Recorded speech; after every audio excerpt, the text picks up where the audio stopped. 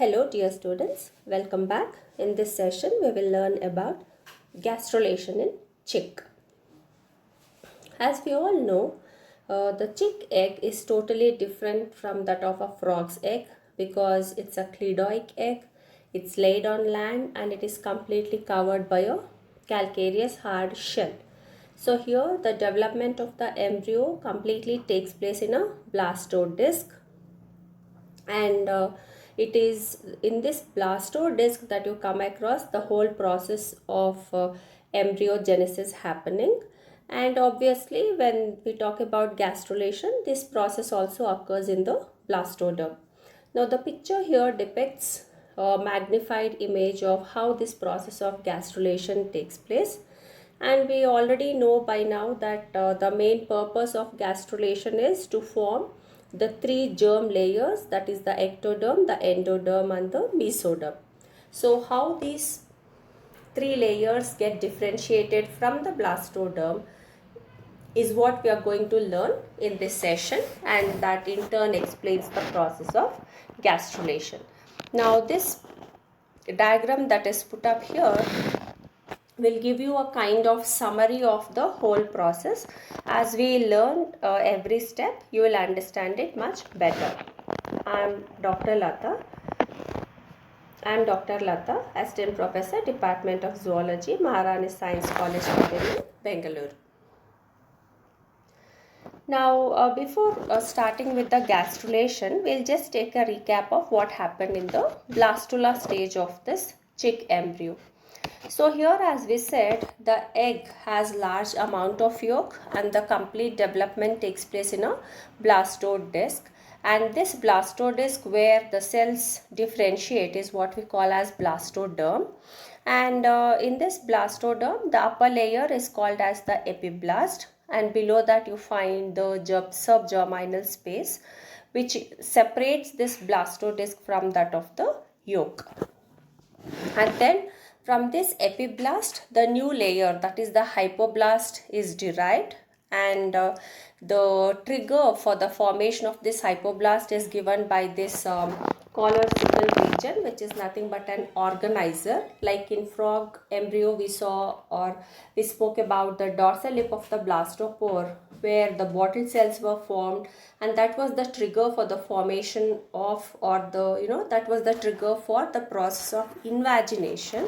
Here it is done by the collar sickle region, and these blastomeres, or the cells of the epiblast, which are at the posterior end, they start migrating inside, and at the same time what happens, some of the cells from the epiblast, they get delaminated from this layer, and hence they form a new layer called as hypoblast. So now what happened, this subgerminal space which was there, or the subgerminal cavity which was there between the epiblast and the yolk, it got divided into two, so that it gave rise to a new cavity or the new space which we call it as blastocele. Okay, so upper layer you have epiblast, then you have blastocele, and then you have hypoblast, and below hypoblast also there is a space which is nothing but the subgerminal space, which slowly gets replaced by the blastocele, and below that you will find the yolk. Now this represents the blastula stage in chick. Now later, after this, the process of gastrulation should start.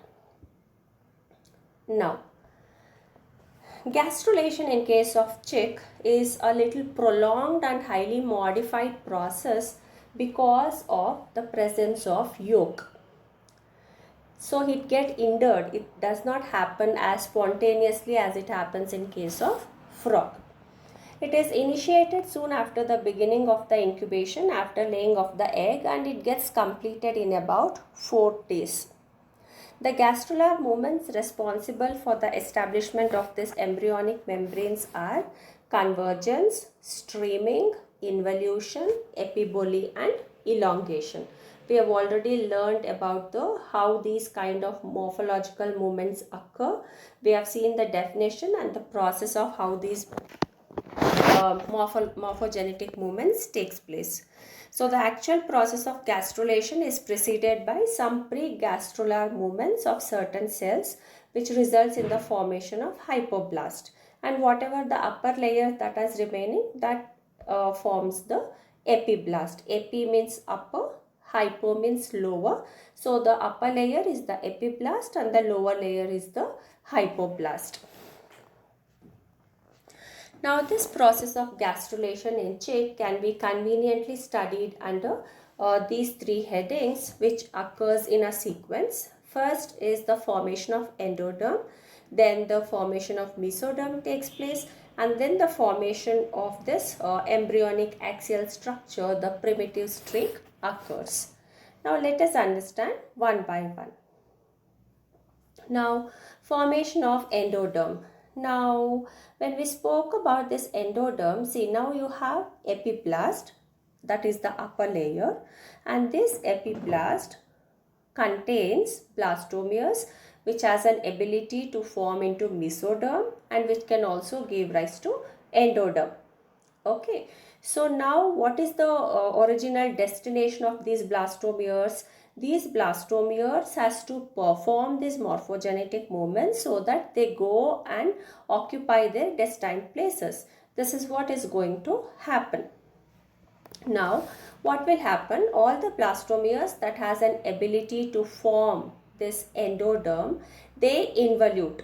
They start diving in and they exhibit an inward movement and then they diverge, and thereby giving rise to the formation of endoderm. Actually, hypoblast is formed before gastrulation when it gets delaminated from the epiblast. So later what happens, these endodermal cells, I mean to say the blastomeres, which has an ability to form endoderm, they dive in and they start, even they want the position of the hypoblast. So they come in between these hypoblast blastomeres and they push the hypoblast towards sides and they come and occupy that space, forming the endoderm layer. Now there were many theories to explain this formation of hypoblast. Some said that it occurs because of involution of marginal cells.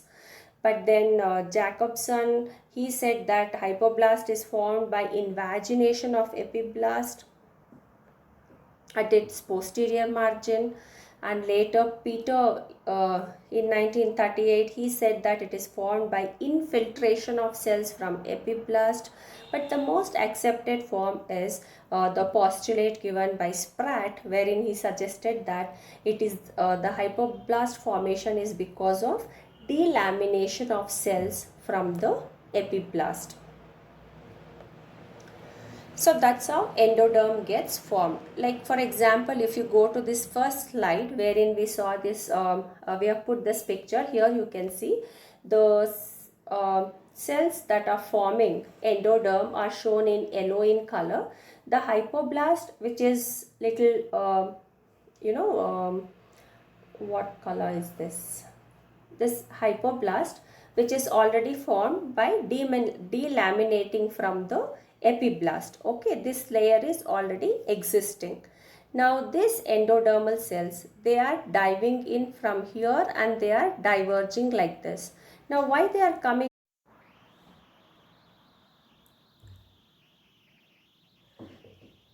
Yeah, we were understanding like as to why these endoderm cells will dive in and diverge and come and occupy the same space or the same layer as hypoblast, because that is the destined region where the endoderm should come and lie. So they involute and come and arrange here and they push this hypoblast layer towards the periphery. Okay, whereas the blastomeres, which has an ability to form mesoderm, they involute from here and they come and occupy this middle region wherein they can form the mesoderm. So this is how the the inherent ability of these blastomeres allows them to come and occupy their destined positions. Yeah. Next, coming to the formation of mesoderm. Here, the cells of the embryonic epiblast, it consists of prospective notochord, the mesoderm and the ectoderm. So, out of all this, ectoderm will always remain there because it has to form the outer layer, whereas the prospective notochord and mesoderm forming blastomeres, they migrate inward as we saw in our previous diagram and form a layer between the epiblast and the hypoblast because that is its destined position. So, these movements are evident in the form of primitive streak. Thus, the three embryonic layers get established, the epiblast in the outer layer, mesoderm in the middle layer and the lower endoderm. Now, let us understand how this diagram shows the inward movement of these mesodermal cells so that they come and lie between the outer epiblast and the lower hypoblast, and this depression that is formed is the primitive groove. Now we will understand as to how this primitive streak formation takes place, and this is a region called Ensign's node where most of these diving in blastomeres, that is the end point of the primitive streak. So there most of the from all sides the blastomeres will sink in, hence it forms a knot like or a node like region, and hence it is called as Ensign's node. And here what you need to observe is the formation of mesoderm layer and the formation of hypoblast or the endoderm layer. Okay, so the endodermal cells, they come and replace all these hypoblast cells and push them towards the periphery. Now let us understand how the formation of primitive streak takes place. When these prospective endoderm forming cells, when they are migrated, then the whatever is left at the center in the blastoderm, that will have the somatic mesoderm forming blastomeres, precaudal mesoderm, the neurectoderm and the epidermal ectodermal cells. So epidermal ectoderm remains outside. From neurectoderm you get the differentiation of nervous system, and the precaudal mesoderm you have the head process being formed, and the somatic mesoderm will give rise to the musculature.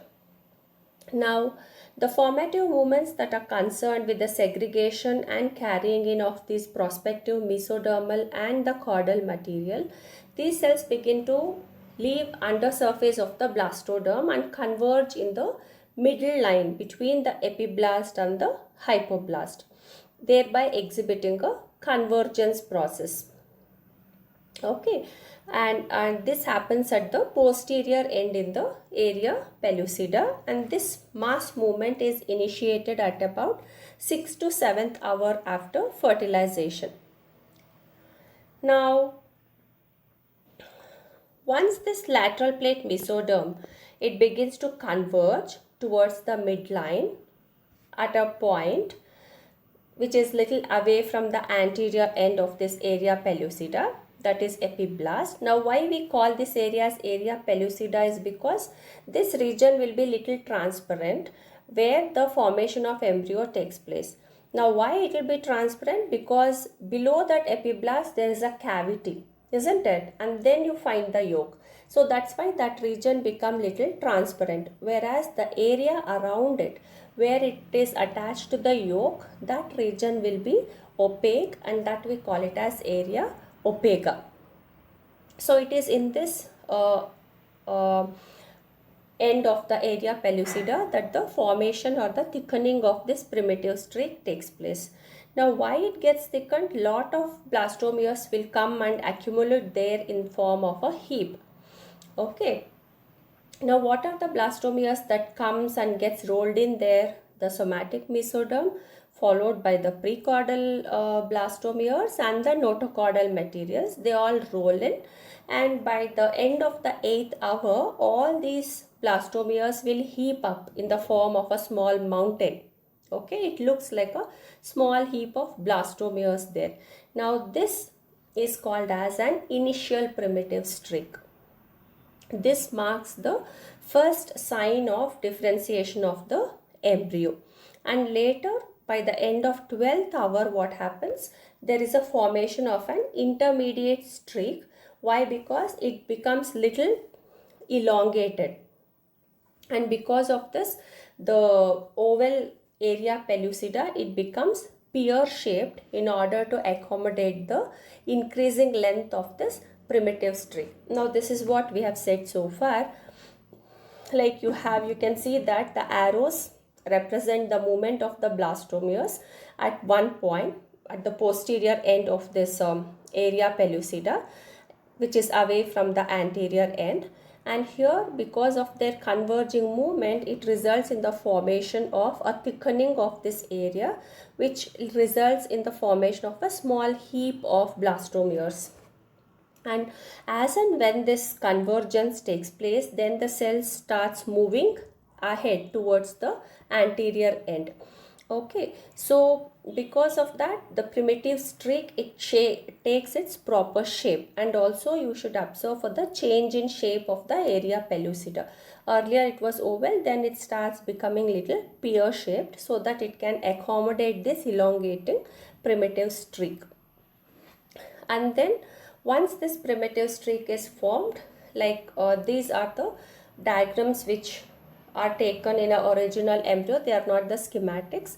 So here, if you observe properly, you can see area opaca, the outer layer, then area pellucida, the transparent one, then you have the formation of primitive streak and Hansen's node. We will be discussing about these structures in detail one after the other.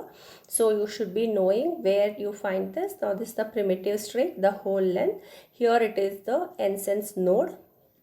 And here to the anterior end, there is a formation of head process, and then the pharyngeal endoderm formation takes place.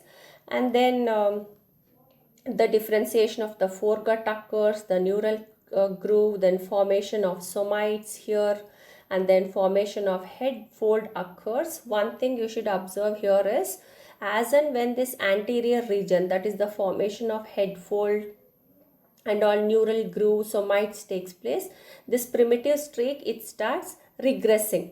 Okay, here it is so predominant till here.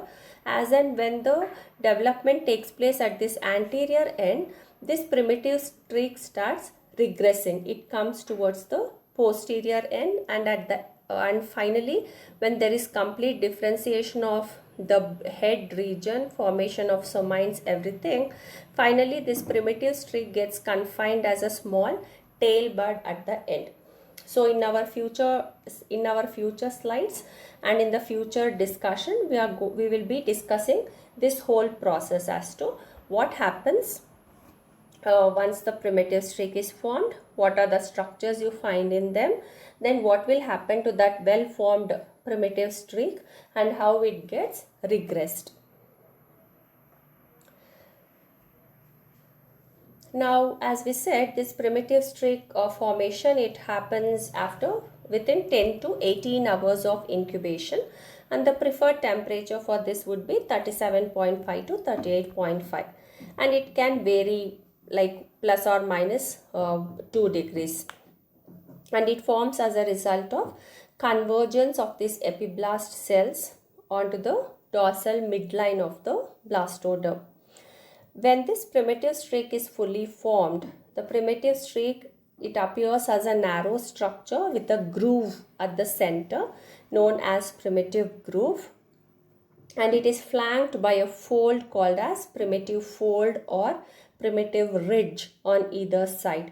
Now why you get this groove here is because of this was the if you consider this to be an primitive streak and your cells are involuting like this, and as and when the process continues, what happens here, you come across a kind of depression being formed. Right, so that depression results in the formation of primitive groove, and once it is depressed, and obviously on either side you find a ridge or an elevated structure which you called as primitive fold. Now this primitive streak extends anteriorly about 1/3 the length of the area pellucida, where it ends in a deep pit which is called as Hansen's node. And then the center of this Hensen's node contains a funnel-shaped depression called as primitive pit, through which cells can enter the embryo to form this notochord and the precaudal plate. Why it gave rise to a depression? Here lot of cells will come and sink in, and because of that it gives the appearance like a pit, and this is called as primitive pit. Now this Hensen's node is the functional equivalent of the dorsal lip of the amphibian blastopore or the organizer. There we said it is this dorsal lip of blastopore which in turn organizes the whole embryo, isn't it? So here in case of chick embryo, it is this Hensen's node which has this ability to induce the neural tube formation in case of chick. So it is considered to be an organizer here. Now during the formation of this primitive streak, we said the area of pellucida gradually changes from being oval to a pear-shaped structure in order to accommodate this growing length of the primitive streak, and this occurs because of convergence of cells. And then this primitive streak marks the median anterior posterior axis of the embryo, and it establishes bilateral symmetry. It also establishes the dorsoventral axis of the embryo. Now if you look at the movement of cells, like which cells move first and how they get into their original positions, the first cell to enter this blastocele are those of this presumptive foregut endoderm. In the diagram we saw it was labeled as pharyngeal endoderm. So they are the ones which are located immediately around this Hensen's node. They are the first one to move in. On entering the blastocele, they move anteriorly and ventrally and displace the cells of this anterior part of the hypoblast. Later, the infolding of it results in the lining of the gut. Next comes the presumptive carda mesoderm, which migrate into the blastocele also through the Hensen's node, and then they move anteriorly in the midline just below the overlying epiblast, because from this you are going to get the head mesoderm, and they are going to differentiate into the notochord and the head process. So it has to be in the anterior region. Then what is remaining? The blastomeres that we have is the one which can form endoderm and the mesodermal cells, which migrate through the anterior and posterior regions of the streak. Thereby they form the endoderm and the mesoderm layer.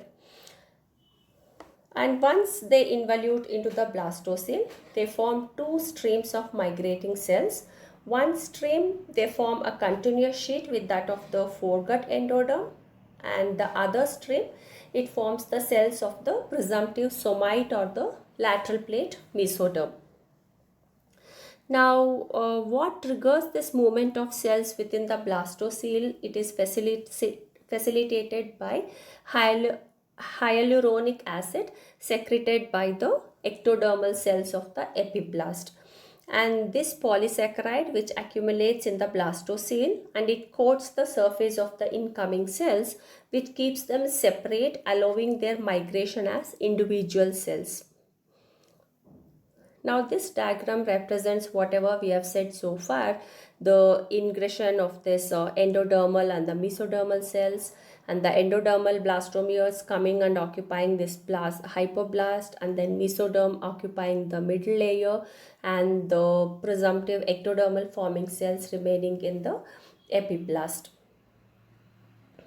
Then once the primitive streak is formed, it becomes a definitive primitive streak with the presence of Hensen's node, primitive groove, primitive fold, and Hensen's primitive pit. That stage we call it as a definitive primitive streak. And once this primitive streak is well formed, then the next step is for it to regress and disappear.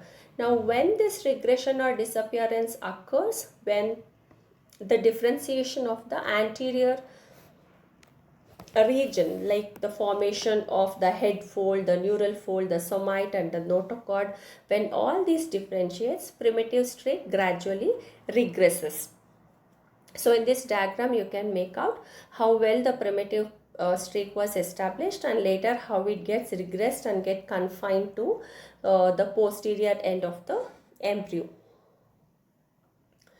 Now by 22 hours of incubation, most of these endodermal cells would have migrated in, mesodermal cells have migrated in, and the primitive streak begins to regress, moving this Hensen's node from near the center of area pellucida towards the posterior position. As this Hensen's node recedes backward, the notochordal process elongates and the head differentiation takes place. Head process differentiation takes place. The notochord will be formed, and then the endodermal organs, the presumptive endoderm will form the gut, and then the extra embryonic membranes are also formed by this endodermal organs, and the remaining part of this extra embryonic membranes will be formed by the hypoblast and the cells of the area opaca. And one important thing to be noted here is, in gastrulation in chick, we have not come across the process of archenteron formation, and this is a characteristic feature of avian gastrulation. That is, in any birds if you take, you do not come across the formation of archenteron. So this one should remember. Then what is left in the blastoderm? All the endoderm have gone and occupied its destined place. Mesodermal blastomeres have moved in. Now what is left in the blastomere? It is only the ectodermal cells.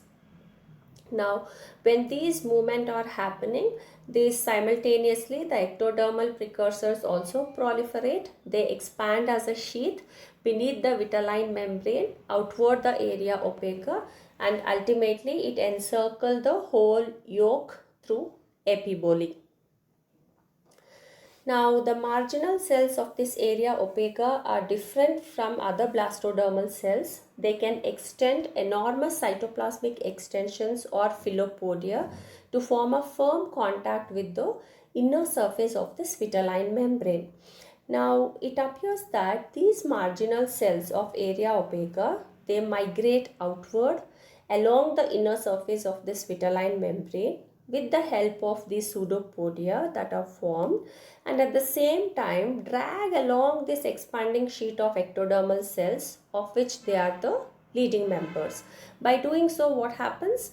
Now by doing so, it can encompass, or it can cover the whole yolk that is present, and it can actually cover the whole yolk and form the outer layer. And it is believed that these philopodia connect to protein called as fibronectin in the vitelline membrane, and if this fibronectin is broken experimentally, even the ectoderm migration will stop. It cannot extend. Okay, these are some cellular changes that occur when these ectoderm tends to expand and cover the whole yolk in it. And then it is also found that when you remove this vitelline membrane, it also inhibits the epibolic expansion of ectoderm. So thereby you have the formation of three germ layers: the endoderm, the mesoderm and the ectoderm. Now let us learn what are the characteristic features of this avian gastrulation. The formation of hypoblast and its important role in the formation of axis and orientation of embryo. The presence of cells of all the three germinal areas in the epiblast, because epiblast contain all the blastomeres, and from these blastoderm that you get all the three germ layers. Then formation of primitive streak and its regression in later stages of gastrulation, which you will not see in any other species. Absence of archenteron formation. You do not come across the formation of archenteron in avian gastrulation. And gastrular movements include ingression, involution, convergence, divergence and epiboly. and the cephalocaudal differentiation of axial structures and growth of the embryo during gastrulation. These are some unique features of avian gastrulation. Now, how does a fully formed gastrula look like? The gastrula is fully formed when the primitive streak completely disappears. So when primitive streak disappears, that marks the end of gastrulation. The fully formed gastrula consists of three germ layers: the ectoderm, the carda mesoderm, and the endoderm. The ectoderm and the carda mesoderm remain in continuity along the axis of this primitive streak, and the endoderm is also united with the mesoderm and ectoderm at the anterior and the posterior end of the streak. Now this diagram gives you an overview as to how the formation of primitive streak takes place, starting from the formation of a heap of blastomeres at here you can see the formation of heap of cells here, and you can find the formation of primitive streak and the extension of primitive streak or the lengthening of the primitive streak, followed by the formation of Hensen's node.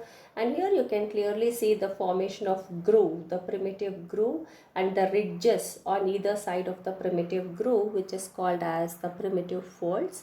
And then the depression which is formed at the Hensen's node is called as the primitive pit. And as and when the anterior structures differentiate the head process and the neural tube, the primitive streak starts regressing. And in this picture, you can see that the movement of endodermal and the mesodermal blastomeres, which in turn results in the formation of three germ layers. Now we can compare this primitive streak of chick to that of the blastopore of a frog. Now why? Because you find some similarities between the two, the primitive streak and the blastopore. They both develop by the migration of presumptive carda mesodermal and the mesodermal elements, and the head process is equivalent to the notochord and axial mesoderm of an amphibian embryo. And in both, the anus arises at the posterior end of the neurenteric canal, and the cells above this dorsal lip of early blastopore possess remarkable inductive capacity and induce the formation of nerve cord, which is also same with that of the primitive streak, because even primitive streak has got the similar power of induction. And at the same time, there are many differences between the primitive streak and the blastopore. That is, this primitive streak, it never develops communication with the archenteron because there is no archenteron at all, whereas the blastopore, that is the opening of the archenteron. And in primitive streak, the cell migrates from one side to the other. It starts from the posterior end and it moves till the anterior end, but that does not happen with respect to blastopore. And in primitive streak, you do not find any ventral lip being formed, but in blastopore, you have the formation of dorsal lip, lateral lips, and the ventral lip formation taking place. So these are the similarities between these two can be drawn. Now these are the textbooks from which the content has been taken, and here are the few MCQs for you to answer. In chick embryo, the cells in the lower layer of blastoderm are called, since it is a lower layer, that means it refers to, or it can be called as hypoblast. So the right answer is option B.